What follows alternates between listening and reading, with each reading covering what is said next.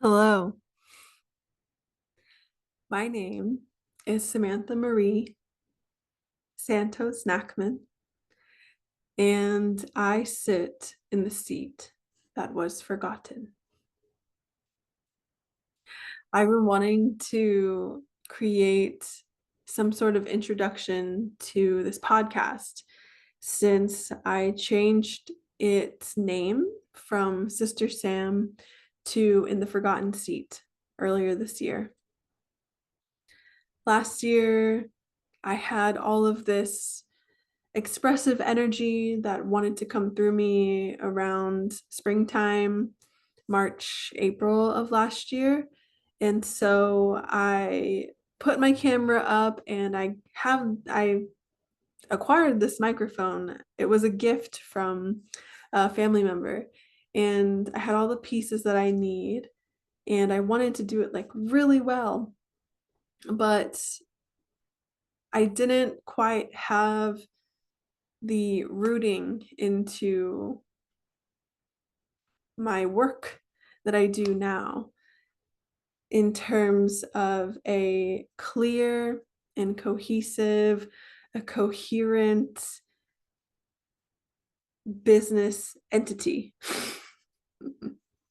Before, I was operating under the name Stelluna, which was a ritual goods and pre-loved vintage brand. And I really wanted to step into the world of sacred adornment during that time because that's what I thought my work was going to be in the world.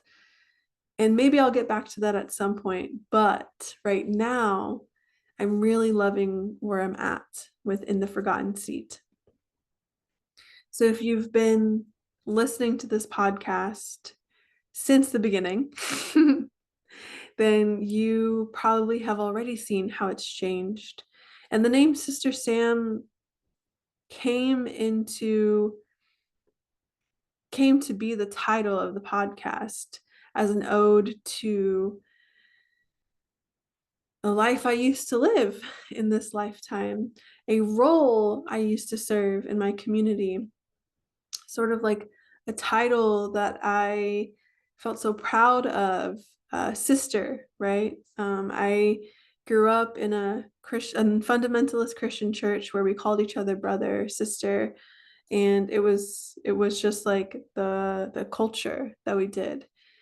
And when I was expelled from the church, I didn't have that experience of being called sister, Sister Sam, regularly, once, twice, multiple times a week by multiple people. And I started to like miss it. I started to miss that identity and that connection of being called sister, of being somebody's, you know, sister in faith, in God, in community. And when I get on this podcast, when I get on the mic, when I have something to say, it really feels like I'm stepping back into that role in a sense of somebody wanting to know what I think, or I have something to express or something to share in regards to my experience with life, my spiritual practices, the way that I move through the world. I feel like I'm embodying Sister Sam again. And I wanted to reclaim it because if you've been following me for a while or you're familiar with my origin story, you know that I was expelled and I lost my community. I had to relearn and reacquaint myself with God. I had to confront my God concept.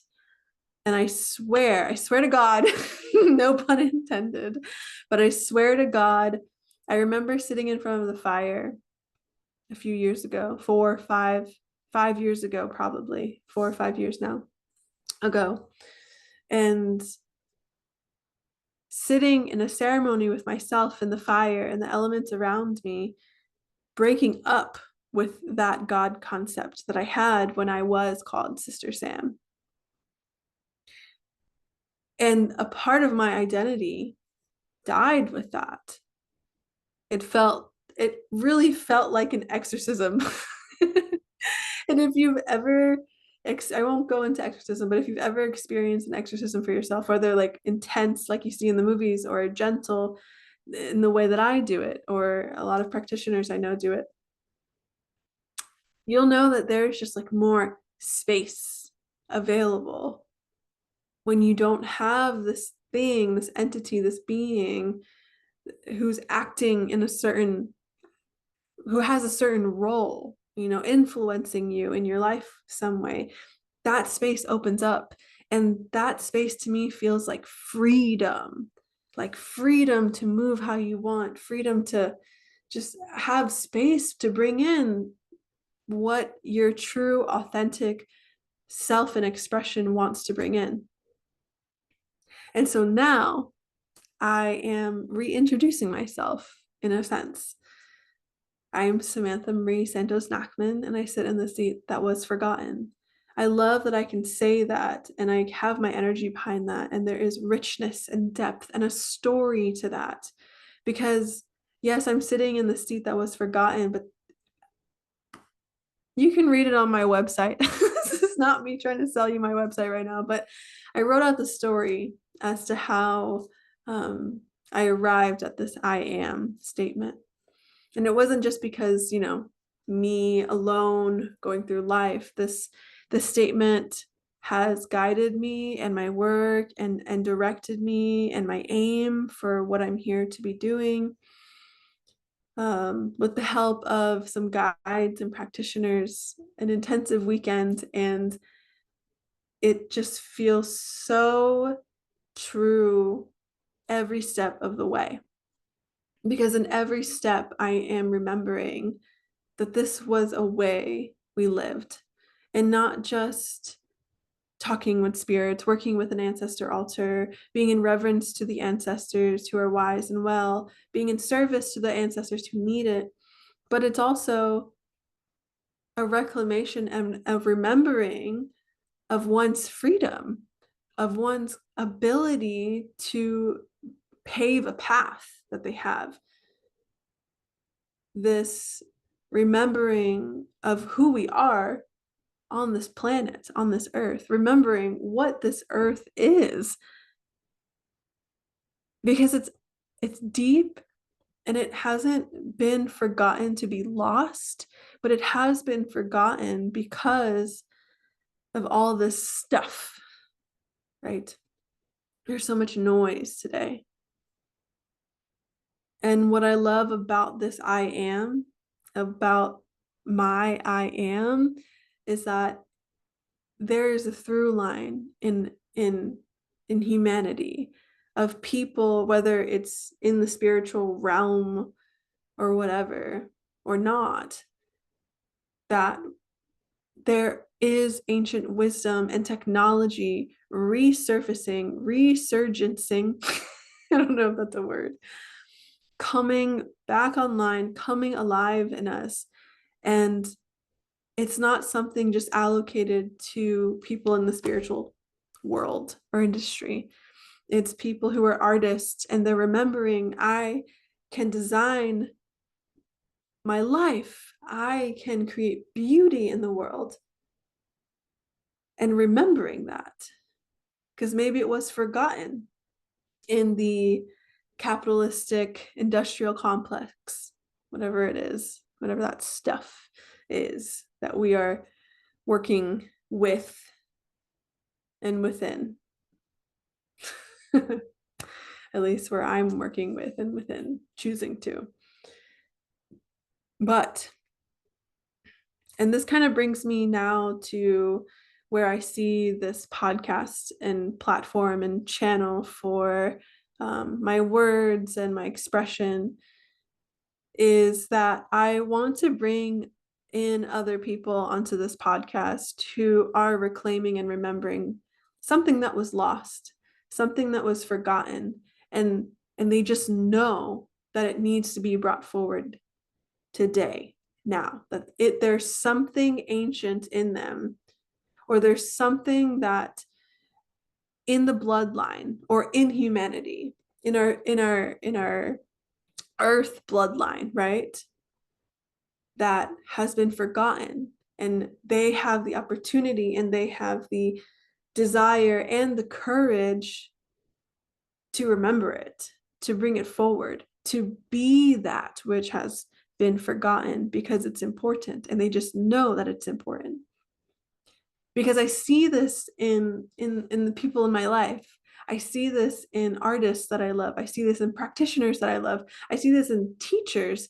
And it's not just people who are mediums also. And it's not just people who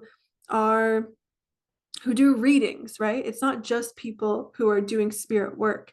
It's the midwives, it's the people telling the ancient stories, the storytellers, it's the artists, it's the this even just like that. There's like, we talk about sacred adornment, right? I talked about it a little bit in the beginning. There is something about the way you do what you do that offers something that may have been lost in the noise of separation, in the noise of the stories and the programmings and the brainwashings that are pervasive in our society today. And to remember, oh, this is me, or to remember this is a way that we can move. It is spiritual, and it doesn't have to be like, I'm a spiritual teacher. And I see this in people, and I hope that they know that there's something so deep and rich and ancient about it. And there's not really anything like, I can kind of explain what I'm seeing in people, but what I'm mostly excited and ready for, and why I'm making this podcast episode, is to sort of like lay the land for you to expect to see it too. Because there's tradition in your own family. There's wisdom. There's a wisdom tradition in your own family.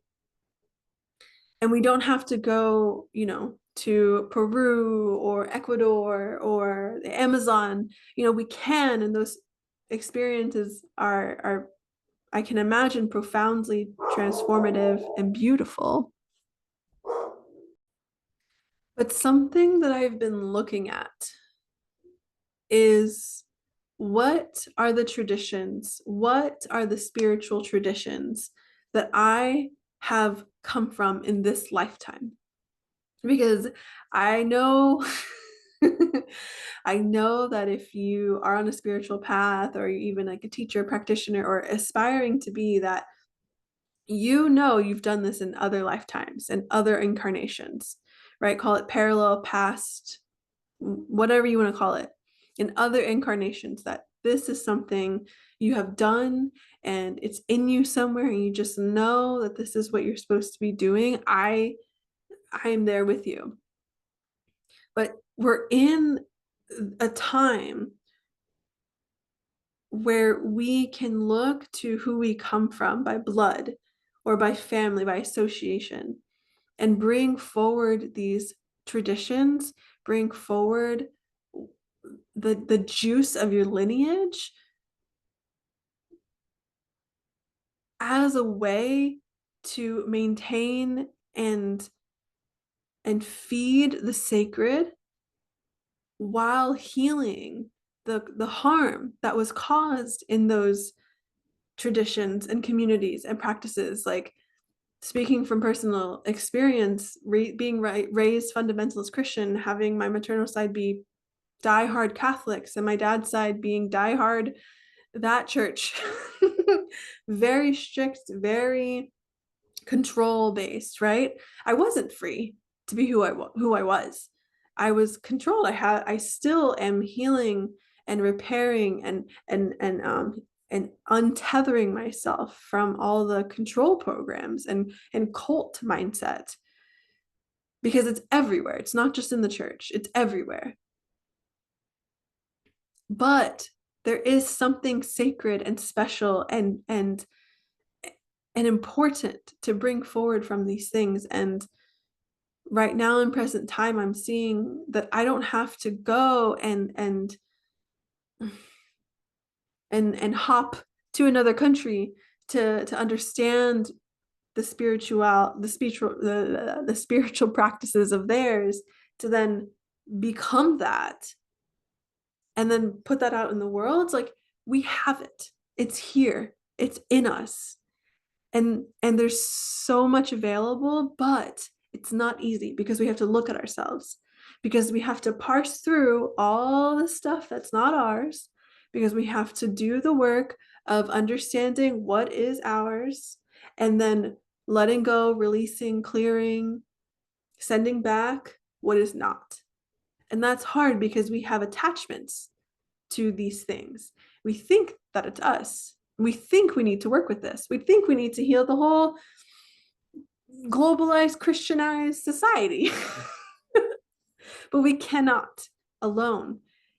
We can only work with what is ours, and what is mine to work with, and what is all of ours to work with individually in our own ways, from our own paths, traditions, lineages, is what part of who I am and where I come from and who I come from do I know I am here to bring forward?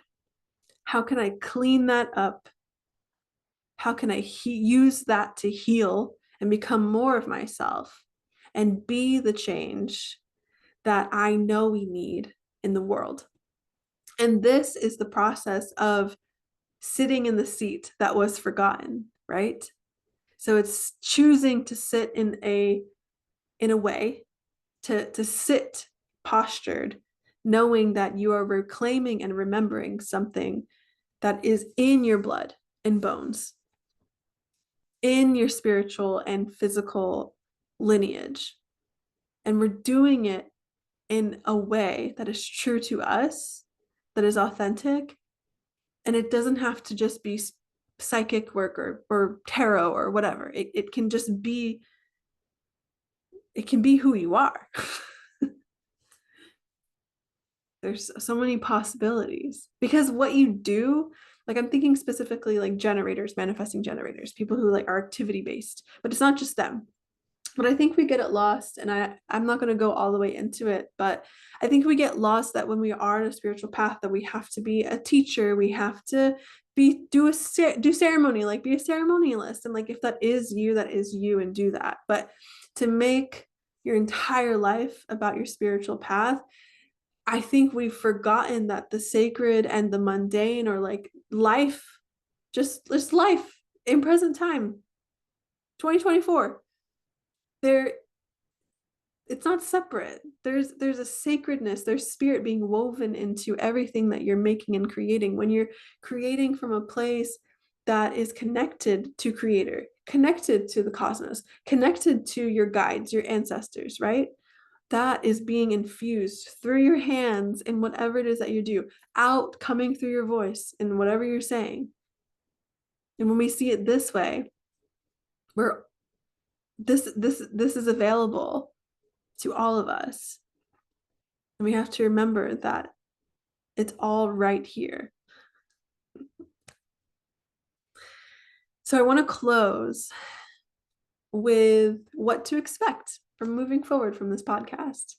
You can expect interviews from people in my life that I'm seeing are reclaiming what has been forgotten, whether in society or their lineage. You can expect more of my story of reclaiming and remembering and deconditioning, deprogramming. And I'll probably also, I will continue to share my story of expulsion, because it has healed me to talk about it. It has liberated me to speak on it, to say it. And I say this with respect, and knowing that there is still so much love in that part of my life where I was in the church. And I love being in devotion to something bigger than myself, which is why I come so alive in this work, being a bridge, working with the unseen, using my creative spiritual psychic gifts to create experiences for people, because I love being in devotion to spirit. I just it's just so deep to who I am. And it's always been this way. I've always been this way. So it'll never stop. But as I create and speak, I know that there will be more to unfold, and my daughter's here now. So I'm excited for what's to come. Stay tuned. Follow, subscribe. If you've been listening for a while and you like what I have to say and you want to hear more, I'd love a 5-star review. These will be on YouTube and other videos as well. Follow me on Instagram at intheforgottenseat. Check out my new website, intheforgottenseat.com. And if you want to work with me, all of my stuff is on the website. I would love to see you very soon. Thank you so much for listening. Mwah. Bye.